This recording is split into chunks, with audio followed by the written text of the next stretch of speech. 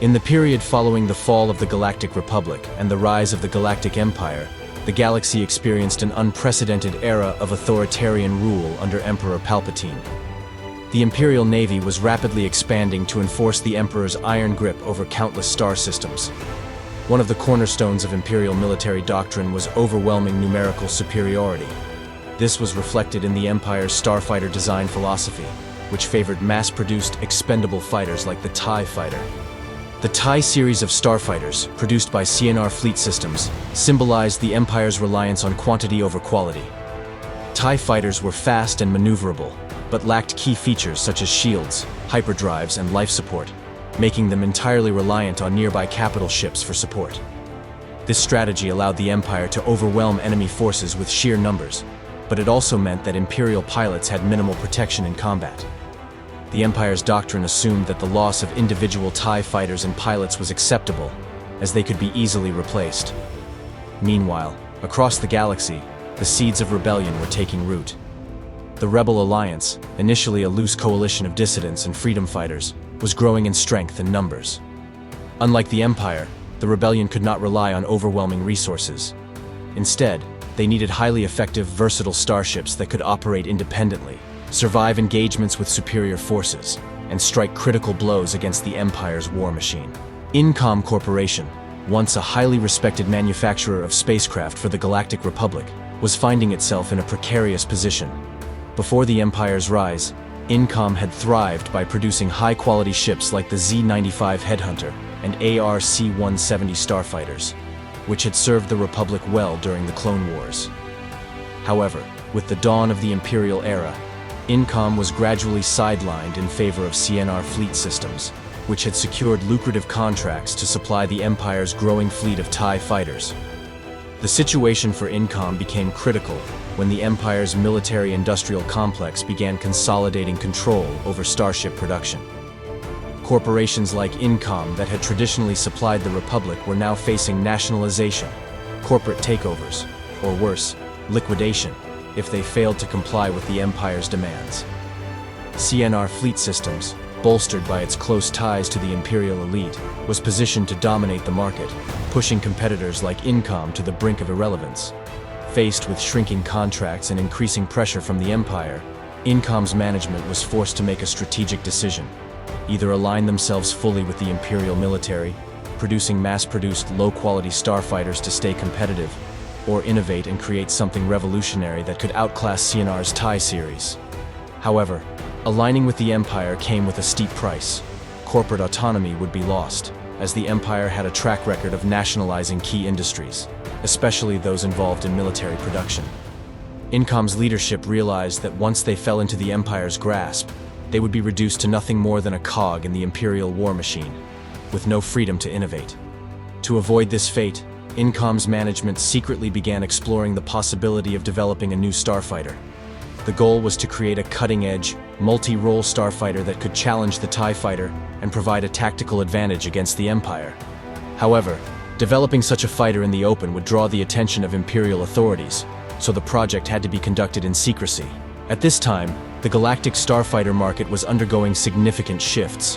The Clone Wars had led to rapid technological advancements in starship design, resulting in starfighters that were faster, more maneuverable, and better equipped for both space and atmospheric combat.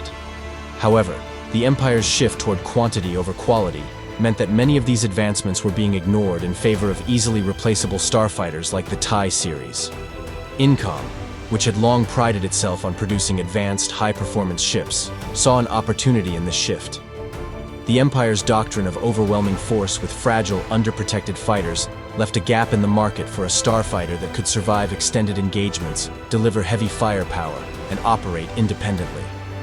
Incom's engineers envisioned a starfighter that would take advantage of the latest advancements in shields, engines, and weaponry, giving it an edge over the swarms of TIE fighters it would inevitably face. Incom's management made the bold decision to move forward with the development of a new fighter, the X-Wing, even at the risk of drawing the Empire's ire. This decision was driven not only by the desire to stay competitive in a market dominated by the Empire's favoritism toward CNR Fleet Systems, but also by a growing sense of moral opposition to the Empire's oppressive regime. Many within INCOM's leadership and engineering ranks had Republic sympathies and were quietly supportive of the growing rebellion. The development of the X-Wing, therefore, became not just a commercial venture, but also a subtle act of defiance against the Empire's tyranny. To avoid detection by the Empire, INCOM's engineers and designers worked in secret facilities located in the Outer Rim, far from the prying eyes of Imperial authorities. The project was compartmentalized, with only the most trusted personnel being aware of the full scope of the Starfighter's development. Resources were funneled through black market channels and sympathetic merchants to avoid drawing attention to the construction of the prototype X-Wing models. During this time, INCOM's engineers collaborated with former Republic military strategists and rebel sympathizers who provided input on the Starfighter's design. The result was a ship that could fulfill multiple roles: space superiority, bomber escort, ground support, and even capital ship strike missions. Its hyperdrive allowed it to operate independently of larger fleets, while its advanced deflector shields provided a level of survivability that the Empire's TIE fighters lacked. The X-Wing's distinct S-foils were a key innovation, allowing for increased stability and firepower during combat. When engaged in battle, the Starfighter's S-foils would open into the now iconic X formation, improving heat dissipation from its laser cannons and giving it enhanced agility. This design element became a symbol of the Rebel Alliance's ingenuity and technical prowess. The most significant event in the X-Wing's development was the defection of key INCOM engineers to the Rebel Alliance. With the prototypes nearly complete, the engineers, many of whom were deeply sympathetic to the rebellion, orchestrated a daring plan to smuggle the X-Wing out of INCOM's production facilities. The defection occurred in a coordinated strike that allowed the Rebel Alliance to gain possession of the X-Wing blueprints and the first batch of operational models. This defection was a severe blow to the Empire, which had been unaware of the X-Wing's development until it was too late. In retaliation, the Empire launched an investigation into INCOM Corporation, resulting in the nationalization of parts of the company and the arrest of several high-ranking officials suspected of rebel sympathies. However, the damage had already been done. The X-Wing was now in rebel hands, and it would soon become the backbone of the rebel fleet.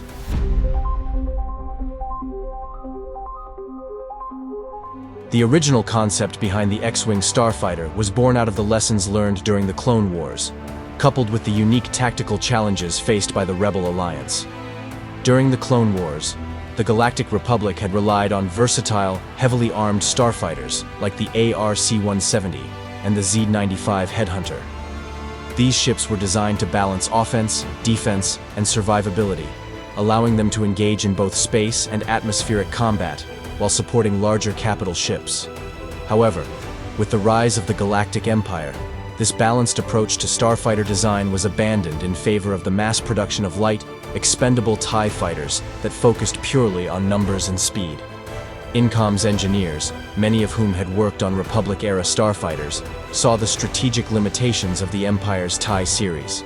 They recognized that, although the TIE fighter was cheap and effective in overwhelming numbers, it was also highly vulnerable due to its lack of shields, life support, and hyperdrive.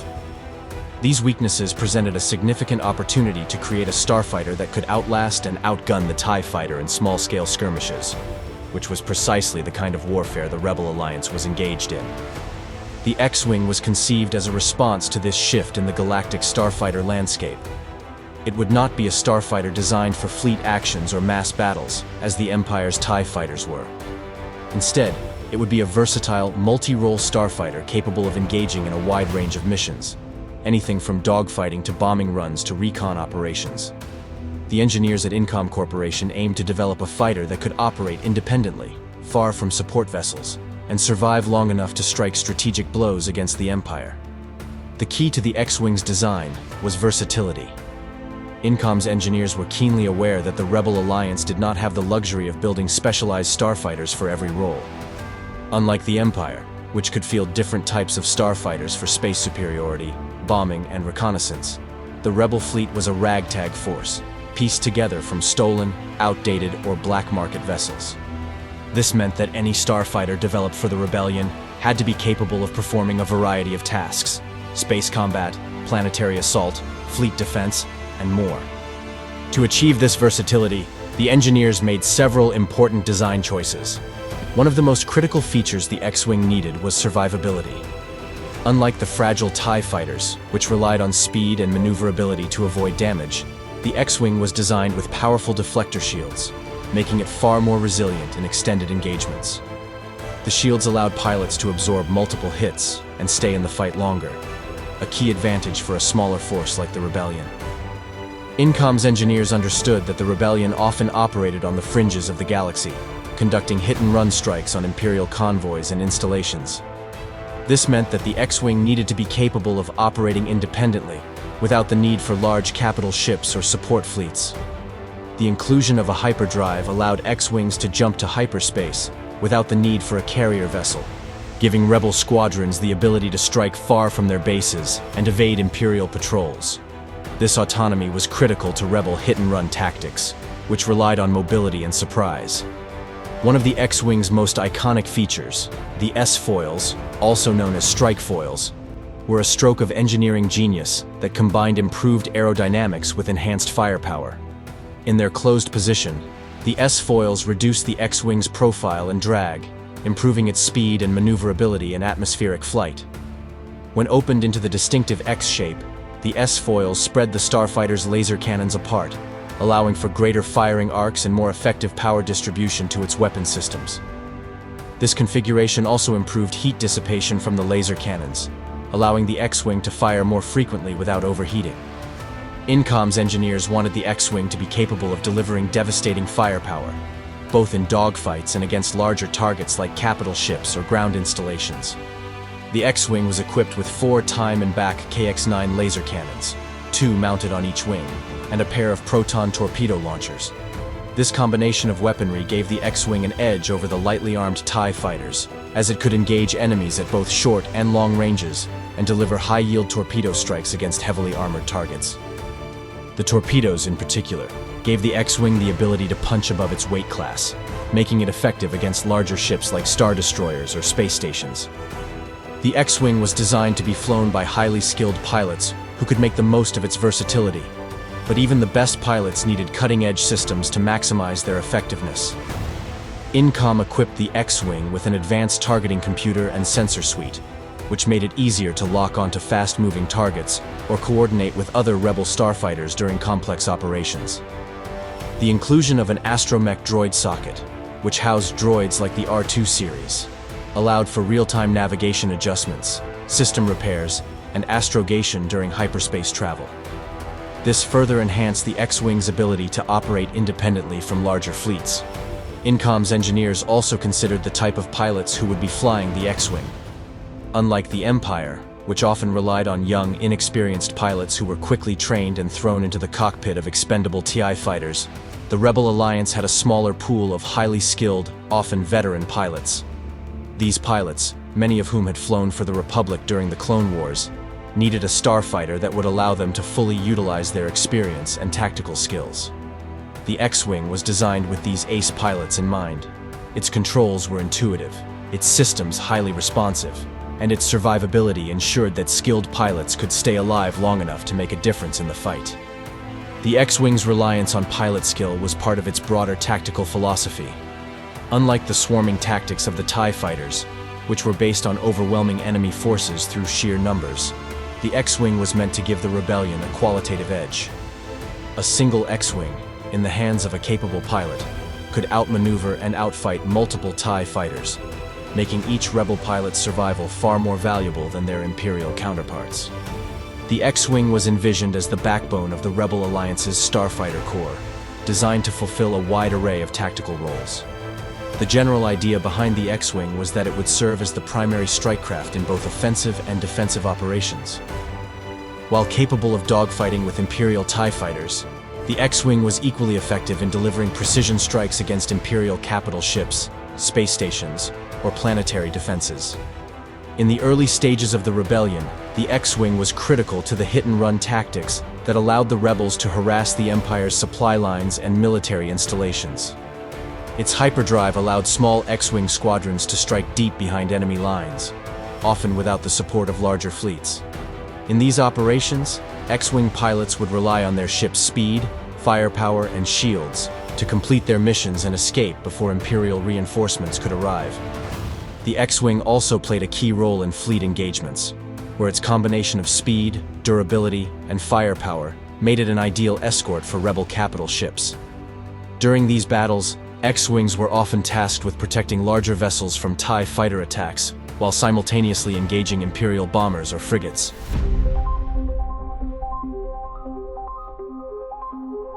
The T-65B X-Wing Starfighter, developed by Incom Corporation, became a symbol of the Rebel Alliance's fight against the Galactic Empire.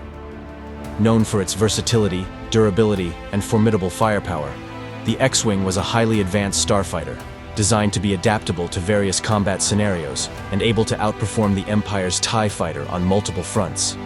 Its design incorporated cutting-edge technology, which made it the ideal multi-role starfighter for the hit-and-run tactics favored by the Rebellion.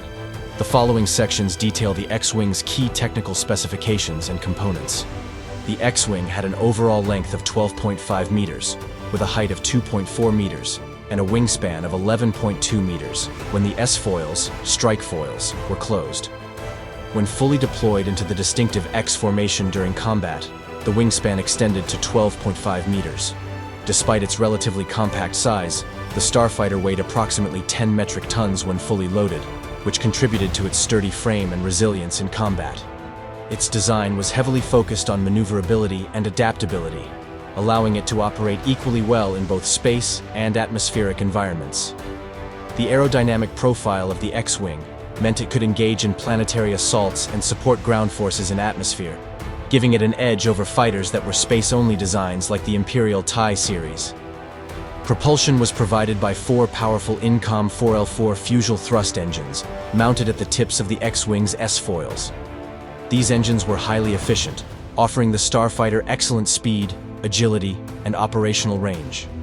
In space, the 4L4 engines provided the X-Wing with significant sublight acceleration, allowing it to compete with or surpass the Empire's TIE fighters in terms of speed and maneuverability. The balanced thrust from the 4-engine design gave the X-Wing precise control during dogfights, making it highly effective in high-speed, close-quarters engagements. In atmospheric conditions, the X-Wing could reach a top speed of 1,050 kilometers per hour, making it a versatile option for missions involving planetary surface combat, whether it was providing air support for ground troops or engaging in aerial dogfights. A critical feature that set the X-Wing apart from many starfighters, including the Empire's TIE fighters, was its hyperdrive capability. The X-Wing was equipped with an Incom GBK 585 hyperdrive motivator, which allowed it to travel at faster-than-light speeds independently of capital ships. This hyperdrive system gave X-Wing squadrons the ability to conduct hit-and-run strikes deep behind enemy lines and then retreat into hyperspace before Imperial reinforcements could arrive. The inclusion of a hyperdrive was a game-changer in terms of tactical flexibility. The Rebel Alliance could deploy X-Wings on long-range missions, recon operations, and surprise attacks without relying on large fleets or carrier ships. This independence allowed the Rebels to exploit weaknesses in the Imperial military infrastructure, which relied on TIE fighters that lacked hyperdrive systems and required carrier ships for extended operations. The X-Wing's firepower was a defining characteristic that made it a formidable opponent in both dogfights and larger fleet engagements.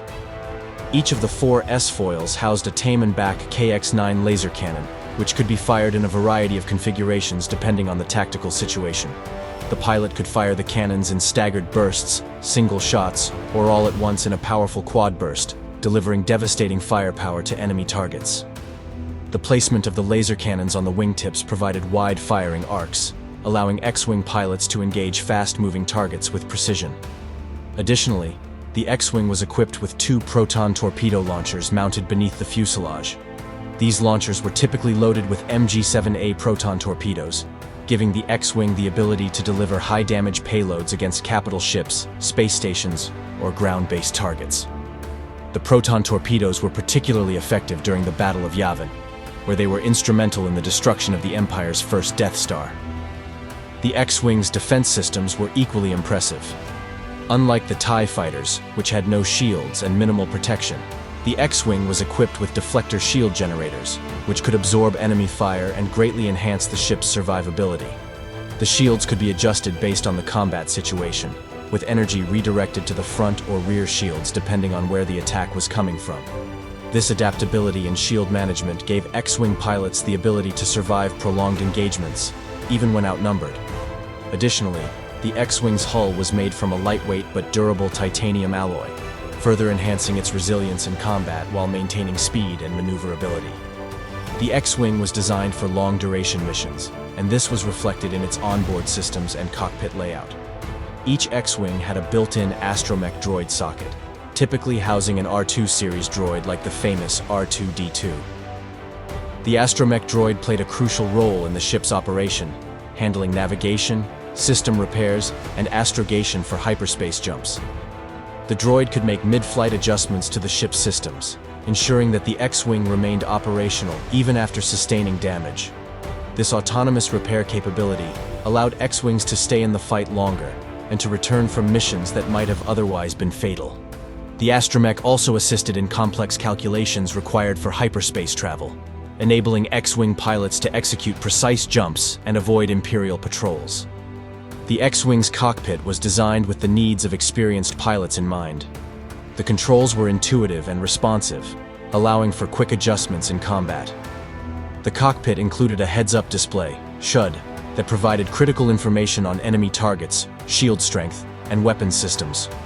The targeting computer was advanced enough to assist in both laser and torpedo targeting, making the X-Wing effective against a wide range of enemy craft. Pilots had full control over the S-foils, which could be locked in a closed position for atmospheric flight, or opened into the iconic X formation to increase firepower and stability in combat. The combination of the advanced targeting system, weapons control, and intuitive flight controls made the X-Wing a favorite among Rebel pilots, many of whom were veterans from the Clone Wars.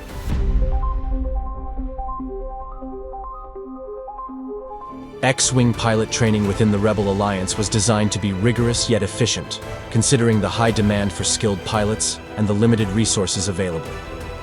The training process typically lasted several months, depending on the pilot's prior experience.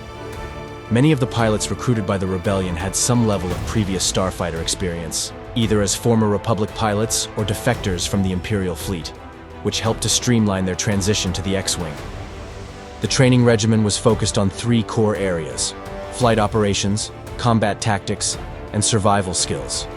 Flight operations taught pilots how to handle the X-Wing's controls, operate its advanced systems, and maximize its versatility in various environments, from space to atmospheric combat.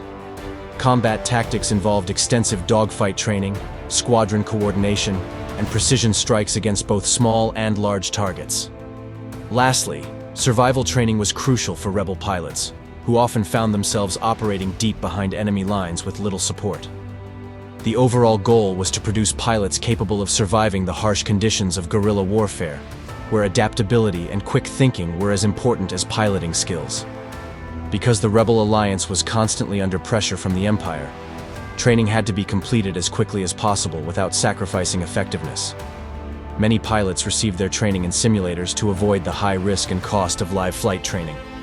Once they mastered the basics, they would move to live exercises, participating in mock dogfights, bombing runs, and coordinated fleet actions. For experienced pilots, the transition to the X-Wing from other starfighters, such as the Z-95 Headhunter or the older ARC-170, was relatively smooth.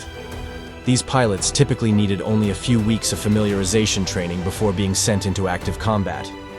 In contrast, new recruits with no prior starfighter experience required the full training regimen, which could take anywhere from 6 to 12 months. While the X-Wing was a more advanced and versatile starfighter compared to the Empire's TIE fighter, its controls were intuitive and well-designed, making it accessible even to less experienced pilots. The flight controls were ergonomic, and the ship's systems were laid out in a manner that allowed pilots to quickly adapt to different combat scenarios.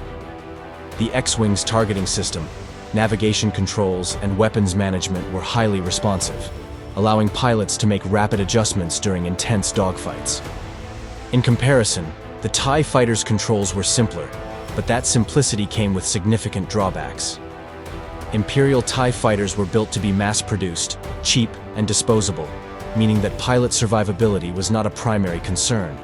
The controls of a TIE fighter were basic, and while this made the Starfighter easy to operate, it also left pilots with fewer options in combat. TIE fighters lacked shields, hyperdrives, and life support systems, placing the burden of survival on the pilot's reflexes and ability to evade enemy fire. The X-Wing, by contrast, had robust shields, an astromech droid for system management, and advanced life support, giving pilots more tools and greater survivability in the heat of battle. For many former Imperial pilots who defected to the Rebellion, the switch to the X-Wing was a welcome change.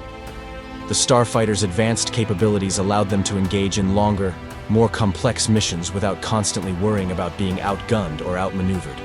However, the X-Wing did demand more tactical thinking and situational awareness, given its larger arsenal and shield management systems, which required pilots to be proficient in multitasking during combat. X-Wing pilots in the Rebel Alliance were outfitted with specialized equipment designed for the harsh conditions of space combat. Their flight suits were typically an orange or red color, made from durable, pressurized fabric to protect them in the event of a cockpit breach. These suits were equipped with an array of life support systems, including oxygen supplies, temperature regulators, and emergency survival gear. The helmet was a critical piece of the pilot's equipment.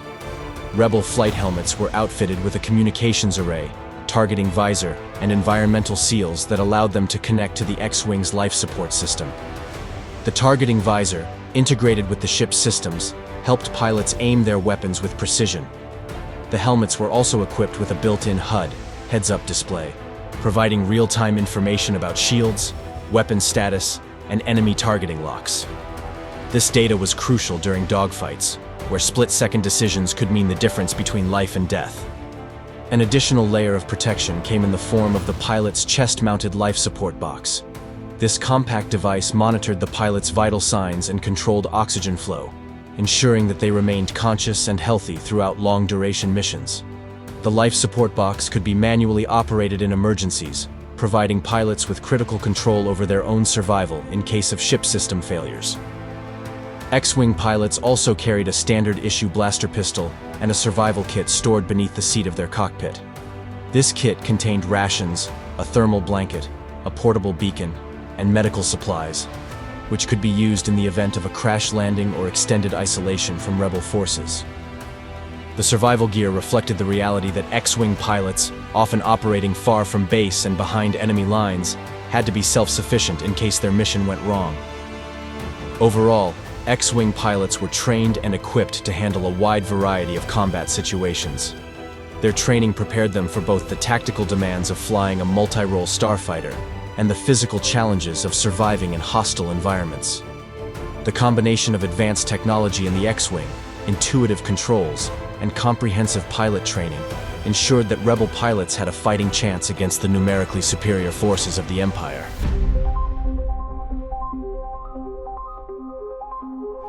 The T-65B X-Wing starfighter played a pivotal role in the Rebel Alliance's strategy throughout the Galactic Civil War.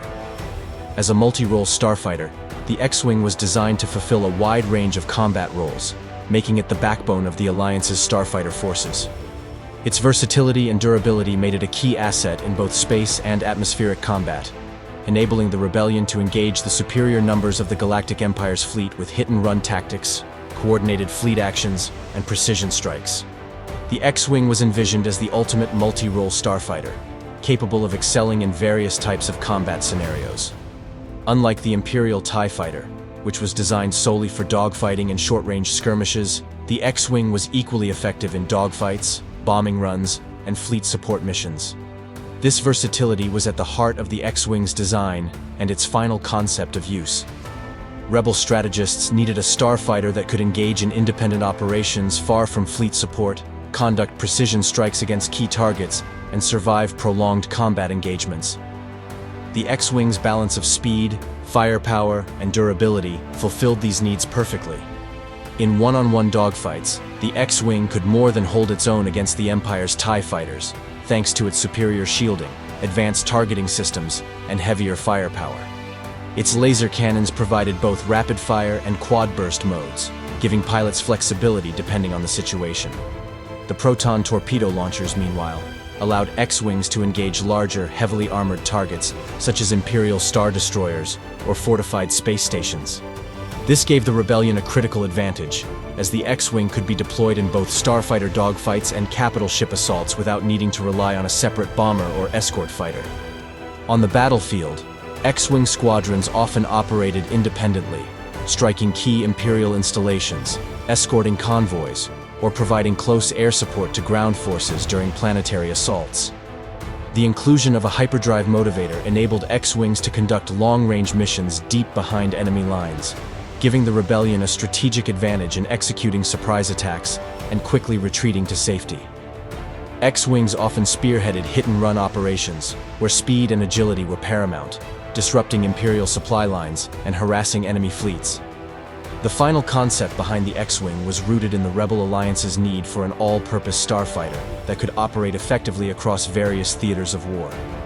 As a guerrilla force, the rebellion was often outnumbered and outgunned, so they needed a fighter that could survive against overwhelming odds, deliver devastating strikes, and return to fight another day. This philosophy of survivability and adaptability guided INCOM's engineers in creating a starfighter that could operate in almost any environment or mission scenario. One of the X-Wing's most important roles was in fleet engagements, where it functioned as both an interceptor and a strike craft. X-Wing squadrons were frequently deployed to protect larger capital ships from Imperial starfighters while simultaneously launching torpedo strikes against enemy capital ships. This dual capability made the X-Wing indispensable during large-scale fleet actions, allowing it to engage both enemy fighters and capital ships without needing specialized support craft. During the pivotal Battle of Endor, X-Wing squadrons played a key role in both neutralizing Imperial starfighter threats and launching the critical strike against the second Death Star. The X-Wing's design also emphasized pilot survivability, which was crucial to the rebellion's long-term strategy. Unlike the disposable TIE fighters, which prioritized quantity over quality, the X-Wing was built to keep its pilots alive. Its deflector shield generators, durable titanium armor, and onboard astromech droid gave the X-Wing a significant edge in long engagements. The astromech droid, in particular, was a game-changer, allowing for mid-battle repairs, astrogation assistance, and system management. This feature drastically improved the survivability rate of X-Wing pilots, many of whom became experienced veterans after surviving numerous engagements with the Empire.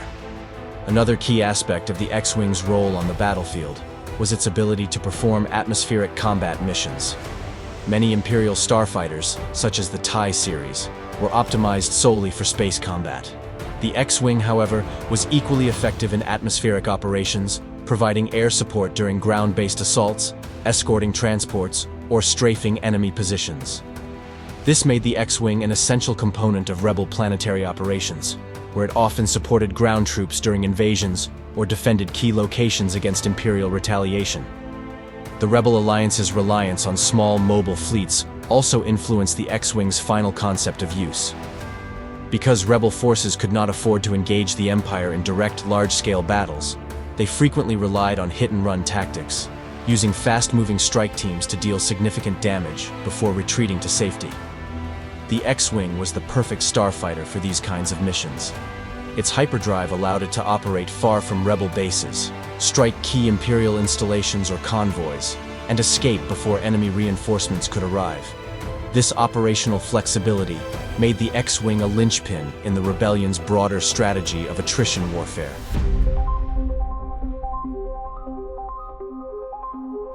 Following the secret defection of INCOM engineers and the delivery of the X-Wing prototypes to the Rebel Alliance, the Starfighter quickly proved its value in the opening skirmishes of the Galactic Civil War. The rebellion, a coalition of loosely organized cells, was still coalescing into a unified force.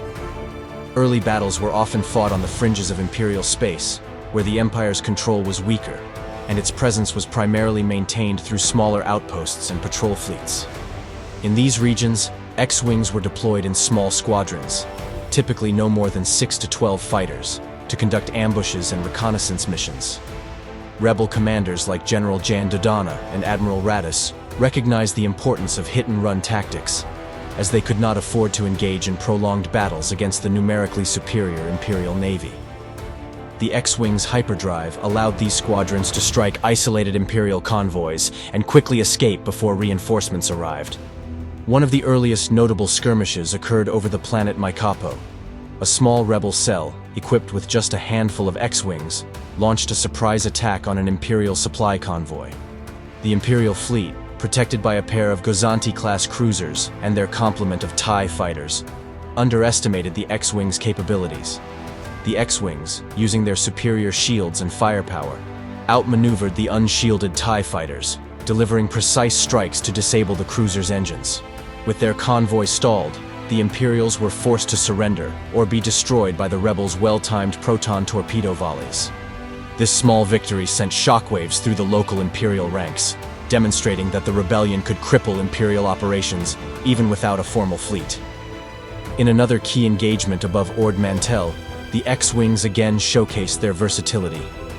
Rebel scouts discovered an Imperial listening post stationed on the planet's surface, designed to intercept rebel communications. The X-Wing squadron responsible for the attack not only evaded Imperial patrols, but also conducted a daring planetary assault, neutralizing ground defenses and providing close air support for the rebel strike team on the surface. The X-Wings strafed Imperial positions with laser cannon fire while repelling TIE bombers sent to defend the installation. The mission succeeded, and the loss of the listening post severely disrupted the Empire's intelligence-gathering operations in that sector. The true power of the X-Wing was revealed in one of the most pivotal moments of the war, the Battle of Yavin. After the rebellion learned of the Death Star, the Empire's ultimate weapon, the X-Wing became central to their plans to destroy it. When the rebel leadership, led by Mon Mothma and Bail Organa, launched their audacious plan to assault the Death Star, they knew that failure meant the end of the rebellion. Victory required precision and courage, and the X-Wing would be at the heart of this gamble. As the Imperial fleet bore down on the rebel base on Yavin 4, X-Wings and Y-Wings scrambled to intercept. The mission was simple in theory, but almost impossible in execution. Use the X-Wing's targeting computers to launch proton torpedoes into the Death Star's vulnerable thermal exhaust port, triggering a chain reaction that would destroy the station. As TIE fighters swarmed around them, the X-Wing pilots had to engage in dogfights while navigating the narrow trench of the Death Star's surface. Red Squadron, led by Garvin Dryce, bore the brunt of the initial assault, drawing enemy fire away from the Y-Wings, who attempted the first trench run. TIE fighters, led by none other than Darth Vader, tore through the rebel formation, but the X-Wing's shields allowed them to absorb damage long enough to complete their attack runs. Luke Skywalker's fateful final run, during which he trusted in the Force to guide his proton torpedoes, became the battle's iconic moment, but it was the resilience and flexibility of the X-Wings throughout the battle that made the ultimate victory possible. In this climactic engagement, the X-Wings not only served as dogfighters, holding off TIEs long enough for the crucial trench runs to succeed, but also became a symbol of the Rebel Alliance's ability to challenge the Empire's might with precision strikes. The destruction of the Death Star marked the first major victory for the rebellion, and the X-Wing's role in this triumph became the stuff of legend, inspiring resistance across the galaxy. Following Yavin, the rebellion's conflict with the Empire intensified, and the X-Wing was at the forefront of nearly every major engagement. The scattered rebel cells began to unify, bolstered by the credibility of their victory, and X-Wing squadrons were increasingly deployed in larger, more coordinated operations. One of the next major engagements occurred at Turkana, a system the Empire used as a refueling station for its fleet. A strike group of X-Wings and Y-Wings, supported by rebel corvettes, ambushed an Imperial Star Destroyer and its escort of TIE fighters while they were vulnerable during resupply. The X-Wings employed a flanking maneuver, using their hyperdrives to exit lightspeed directly behind the Star Destroyer's sensor range. This allowed them to quickly disable the ship's engines with precision torpedo strikes, leaving the massive warship adrift and vulnerable to further bombardment. The success of the Turkana assault disrupted Imperial fleet operations in the Mid-Rim for months. In a lesser-known but equally important battle, a squadron of X-Wings was tasked with defending a besieged rebel base on Inthara 4, a planet that had been cut off by Imperial blockades. The X-Wings, working in tandem with ground forces, fought off wave after wave of TIE bombers, attempting to obliterate the base from orbit. Despite overwhelming odds, the X-Wing's ability to deliver coordinated counterstrikes, combined with their superior maneuverability, allowed them to neutralize the bombers while shielding the ground forces from further attacks. This prolonged siege became a turning point in the sector, allowing rebel forces to regroup and launch a counteroffensive that liberated the system from Imperial control. The Kolvath asteroid belt provided another showcase for the X-Wing's agility.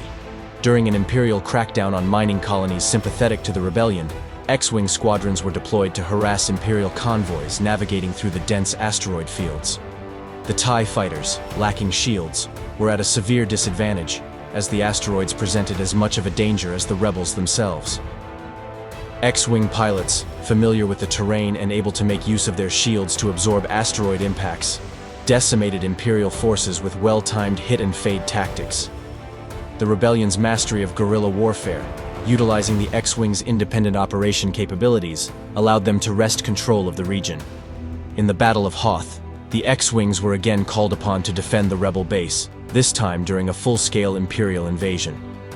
As the Empire's AT-AT walkers advanced across the snow-covered plains, rebel pilots mounted a desperate defense in both air and ground combat.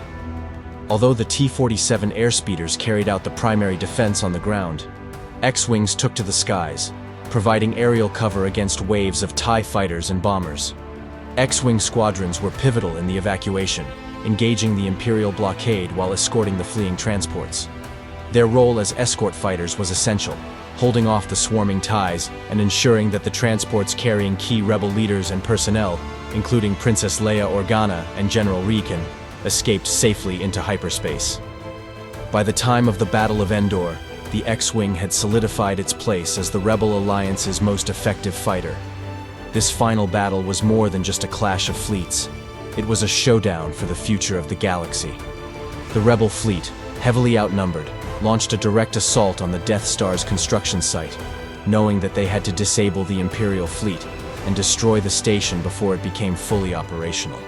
During the chaotic dogfights in the thick of the battle, X-Wing squadrons fought valiantly against swarms of TIE interceptors and the heavily armored TIE bombers.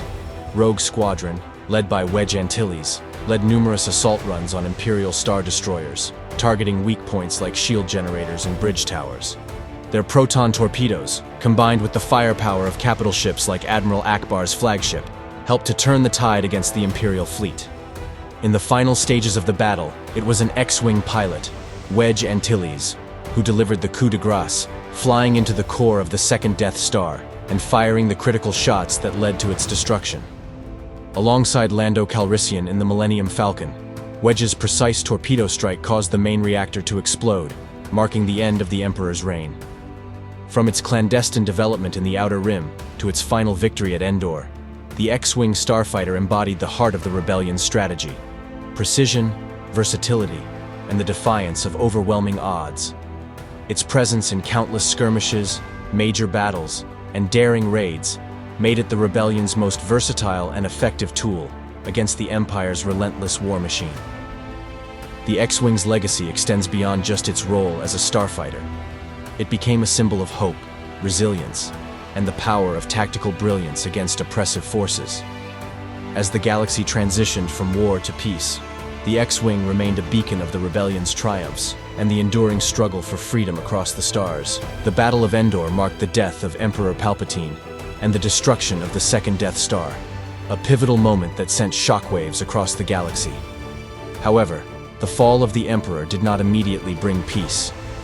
The Galactic Empire, once united under the iron rule of Palpatine, fragmented into warlord factions and splintered remnants. What followed was a period of chaos and conflict as the New Republic emerged from the ashes of the rebellion, determined to restore democracy and stability to the galaxy. Amidst this tumult, the X-Wing Starfighter continued to play a vital role in the defense and expansion of the fledgling New Republic. While the Rebel Alliance had relied on X-Wings as strikecraft in guerrilla warfare, the New Republic inherited these starfighters as part of its standing military. The X-Wing transitioned from being a symbol of rebellion to the backbone of the New Republic's navy, representing the hope and ideals of a galaxy striving to rebuild. In the immediate aftermath of Endor, the New Republic faced a galaxy still rife with Imperial strongholds.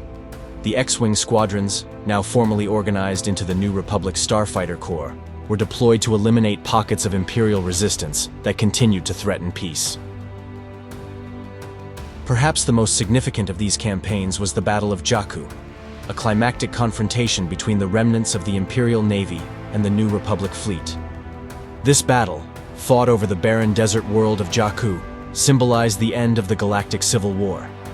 Imperial forces, desperate and divided, made one last stand against the New Republic, but were ultimately overwhelmed. X-Wing squadrons played a critical role in this decisive victory. As the New Republic fleet engaged Imperial Star Destroyers in orbit, X-Wings were tasked with neutralizing the enemy's TIE fighters and bombers. Rogue Squadron, now a legendary unit under the command of Wedge Antilles, spearheaded the assault on key Imperial capital ships, using their agility and proton torpedoes to destroy shield generators and ion cannons. The battle was fierce, with the Imperial forces unwilling to surrender, but the superior training and coordination of the New Republic's Starfighter Corps proved decisive. During the ground assault on Jakku, X-Wings also provided close air support for New Republic troops battling entrenched Imperial forces. With their precision and versatility, X-Wings strafed Imperial positions, taking out armored vehicles and reinforcing the New Republic's advance across the planet's surface. The wreckage of both Imperial and New Republic starships littered the sands of Jakku for decades after, a testament to the battle's intensity. The New Republic's victory at Jakku marked the final collapse of the Imperial remnants as a cohesive military force. With the fall of the Empire, the X-Wing's role evolved. No longer engaged in full-scale galactic warfare, X-Wing squadrons took on peacekeeping duties and defensive operations across the galaxy. As the New Republic sought to establish control over former Imperial territories, X-Wings were dispatched to patrol trade routes, escort diplomatic convoys, and maintain order in lawless sectors. One of the major challenges facing the New Republic during this period was the rise of piracy, particularly in the Outer Rim. As Imperial control disintegrated, lawlessness spread through many regions, and criminal organizations, such as the Hutt cartels and the Crimson Dawn, took advantage of the power vacuum. X-Wing pilots found themselves battling pirate starfighters, smuggler fleets, and rogue warlords who preyed on the New Republic's nascent trade networks.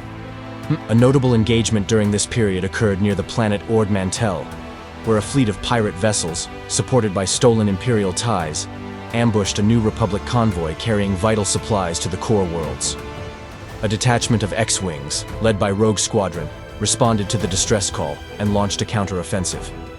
The X-Wings employed advanced hit-and-run tactics, using their shields and superior maneuverability to outflank the pirate forces. The pirates, accustomed to preying on lightly defended transports, were unprepared for the precision and discipline of the New Republic pilots. The X-Wings successfully defended the convoy, crippling the pirate fleet and securing the sector. Another critical mission for X-Wing squadrons came during the dark days of Operation Cinder, a scorched Earth campaign launched by Palpatine's remaining loyalists. Operation Cinder was a devastating plan to destroy key planets using climate-altering satellites, as part of the Emperor's posthumous directive to deny the New Republic any chance of consolidating power. X-Wings were instrumental in countering these attacks, as they engaged Imperial forces over planets targeted by Operation Cinder, such as Naboo, Vardos, and Burnin Khan. On Naboo, a squadron of X-Wings was scrambled to defend the planet from orbiting Imperial forces, attempting to deploy destructive satellites. As the satellites began to generate devastating storms, the X-Wings worked in coordination with planetary defense forces to disable them, while fending off waves of TIE interceptors. Their efforts helped to minimize the damage and save millions of lives, while also dealing a significant blow to the remnants of the Imperial war machine. As the New Republic solidified its hold on the galaxy, the need for modernizing its military became evident.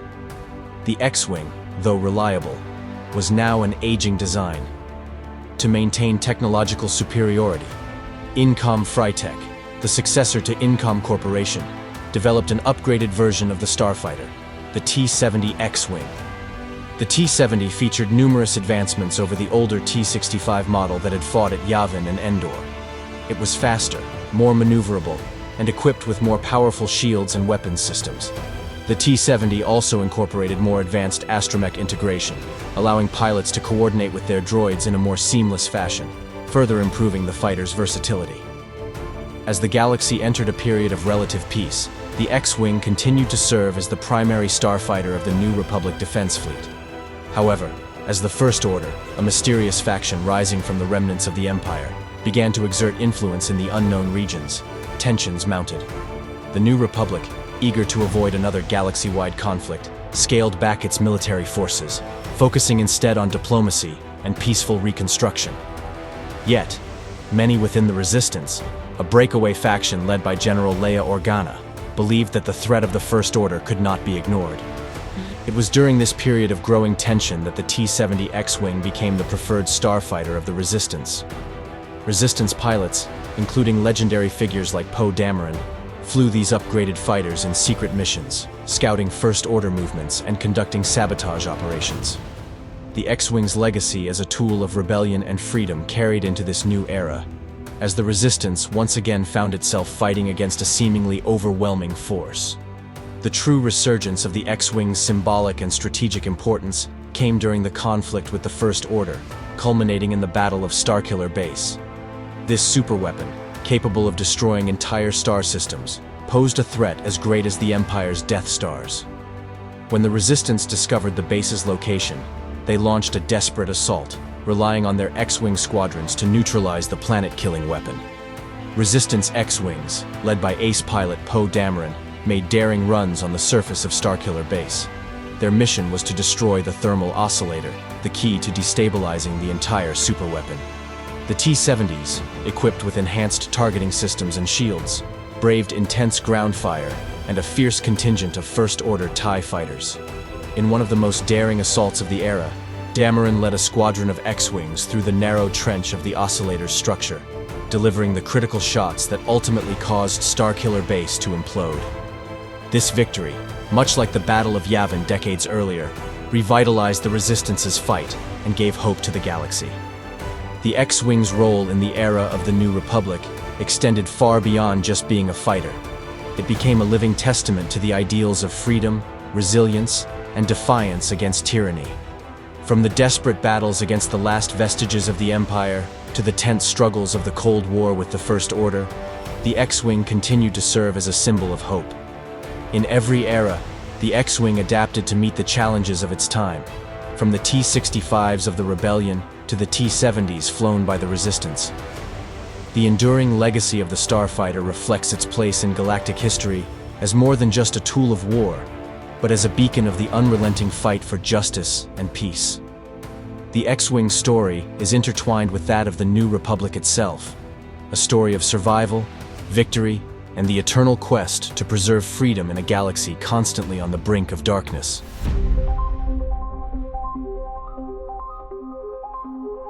The X-Wing Starfighter, a symbol of the Rebel Alliance, and later the New Republic, evolved significantly throughout its storied history. Each iteration of the X-Wing addressed new tactical needs, advancing technology, and changing galactic contexts. From the original T-65B, which fought at the Battle of Yavin, to the advanced Stealth X and X-83 Twintail, every modification introduced improved capabilities, enhancing the X-Wing's performance in combat.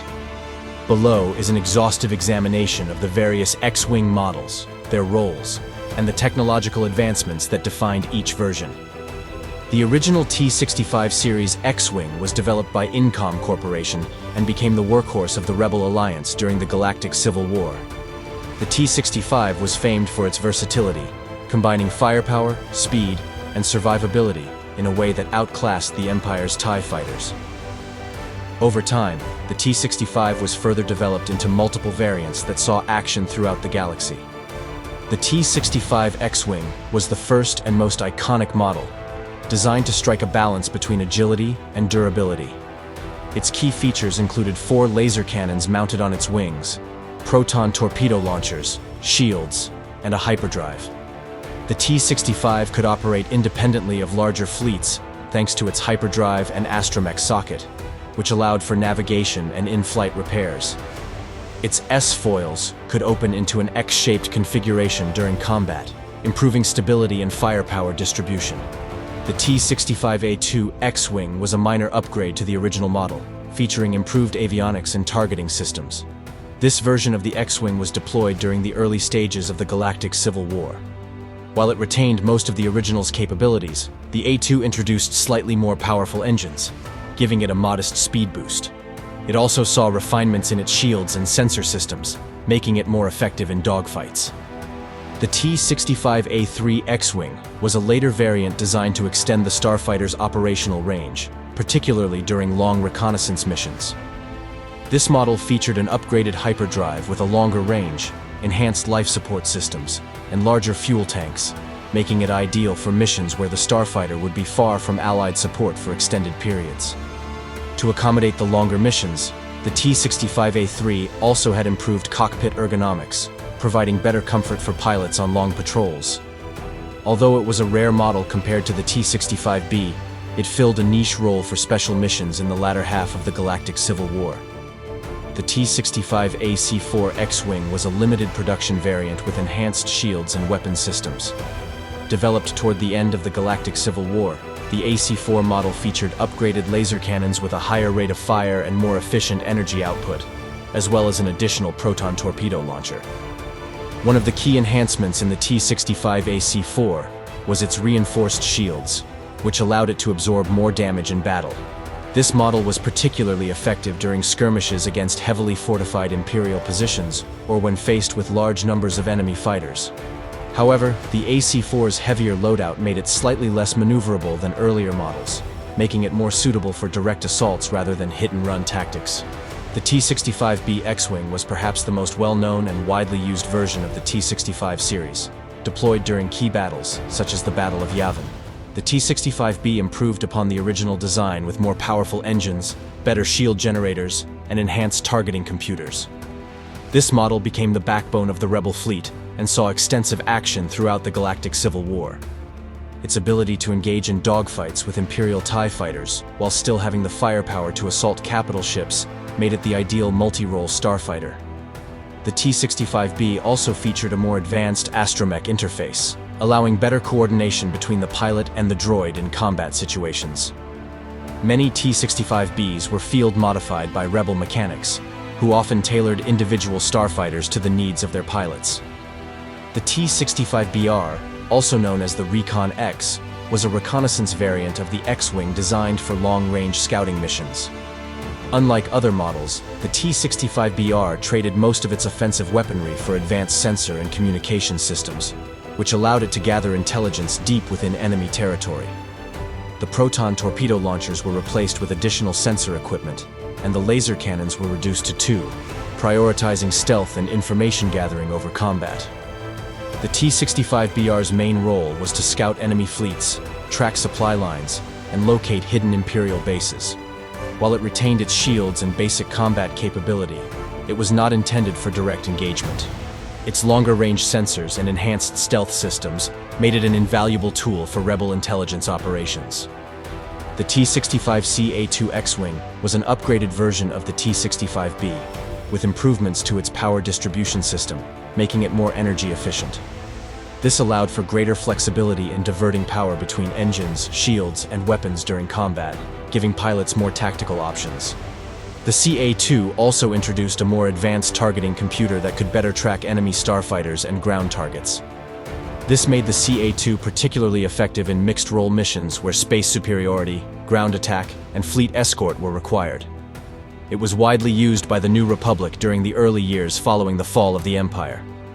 The T-65D-A1 X-Wing introduced a major technological leap by replacing the traditional astromech droid with an integrated droid brain. This was a controversial decision, as many pilots were accustomed to working with their astromech droids.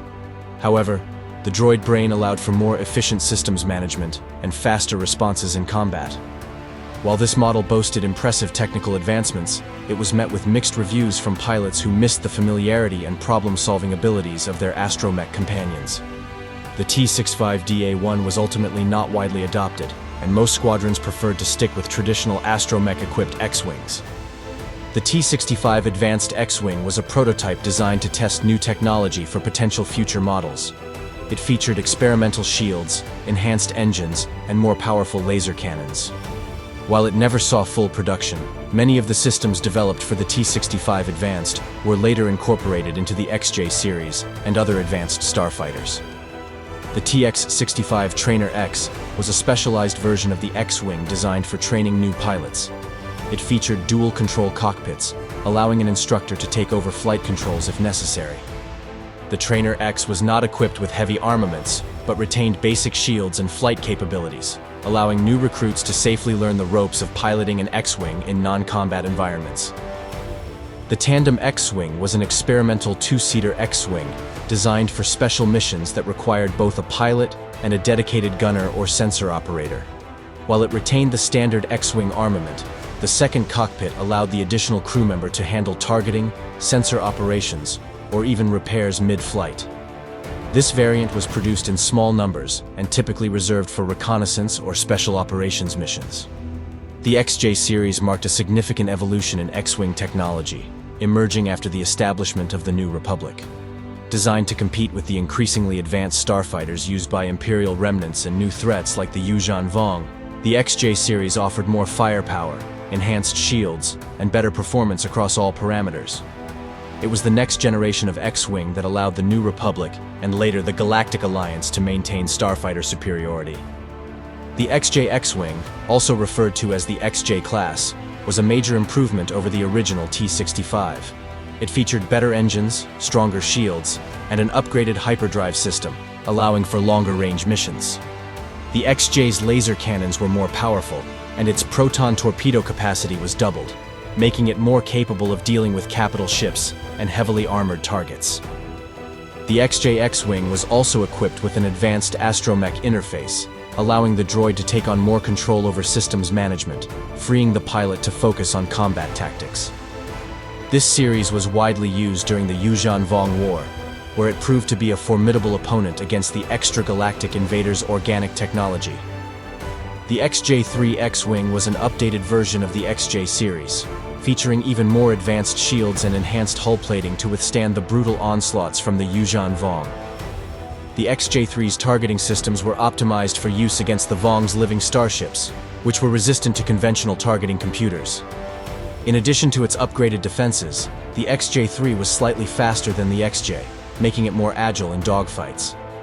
This model also included an improved life support system, allowing pilots to endure longer missions in harsh environments. It became the primary starfighter of the Jedi Order during the latter stages of the war. The XJ-5 Chase X was a specialized variant of the XJ series designed for high-speed pursuits and interceptions. With more powerful engines and a stripped-down frame to reduce weight, the Chase X was one of the fastest starfighters of its time. However, this speed came at the cost of reduced armor and shield strength. The Chase X was primarily deployed in situations where speed was of the essence, such as intercepting enemy fighters or capturing fleeing targets. Its minimal defensive systems meant it had to rely on its speed to avoid enemy fire, rather than tanking damage like other X-Wing variants. The XJ-6 X-Wing was another refinement of the XJ series, featuring more sophisticated avionics and sensor systems. Its hyperdrive was faster and more reliable, allowing for rapid response deployments across greater distances. The XJ-6 also had improved weapons control systems, allowing for more precise fire coordination during large fleet engagements. This variant was used by both the New Republic and the Galactic Alliance, particularly in the years following the Yuuzhan Vong War. Its balance of firepower, speed, and survivability made it a favorite among elite pilots. The XJ-7 X-Wing was the final iteration of the XJ series before the introduction of more radical designs, such as the Stealth X and X-83 Twin-Tail. It featured the most advanced systems of the XJ line, including cutting-edge shields, laser cannons, and torpedo launchers. The XJ-7 also incorporated next-generation astromech integration, allowing for even more seamless coordination between pilot and droid. One of the key upgrades in the XJ-7 was its ability to carry more varied payloads, including anti-capital ship ordnance and specialized ion weaponry for disabling enemy vessels. This made the XJ-7 an ideal multi-role starfighter capable of excelling in any combat scenario. Beyond the T-65 and XJ series, several specialized X-Wing models were developed for specific missions or technological experiments. These starfighters pushed the boundaries of what the X-Wing platform could achieve, adapting to the evolving threats faced by the New Republic, the Galactic Alliance, and the Jedi Order. The Stealth X was a highly classified variant of the X-Wing used exclusively by the Jedi Order. It was designed for covert operations, featuring advanced stealth technology, that rendered it nearly invisible to sensors and tracking systems. The hull of the Stealth X was coated in a special material that absorbed sensor signals, while its engines were modified to minimize emissions, allowing it to approach targets undetected. In combat, the Stealth X was slightly less durable than the XJ series due to the weight constraints imposed by the stealth systems. However, its ability to slip behind enemy lines and strike key targets made it a crucial asset during the latter years of the Yuuzhan Vong War and beyond. Jedi pilots, including Luke Skywalker, often used the Stealth X for missions requiring secrecy and precision strikes. The X-83 Twin-Tail was a successor to the X-Wing developed during the reign of the Galactic Federation of Free Alliances, Galactic Alliance. It represented a major departure from the traditional X-Wing design, featuring twin tails that gave the Starfighter increased maneuverability and a more streamlined silhouette. The X-83 was faster, more agile, and more heavily armed than its predecessors. It retained the signature S-foils, but its armament was expanded to include more powerful laser cannons and a larger complement of proton torpedoes. The X-83 also featured advanced deflector shields and a state-of-the-art sensor suite, making it one of the most formidable starfighters of its era. From the original T-65 that fought the Empire to the advanced Stealth X and X-83 Twin-Tail, the X-Wing has evolved alongside the galaxy itself. Each variant reflects the changing needs of its time, whether battling Imperial Star Destroyers, scouting enemy fleets, or engaging in high-speed chases through space. The X-Wing's adaptability and enduring design have cemented its place as one of the most iconic and reliable starfighters in galactic history, beloved by pilots and feared by enemies across every era.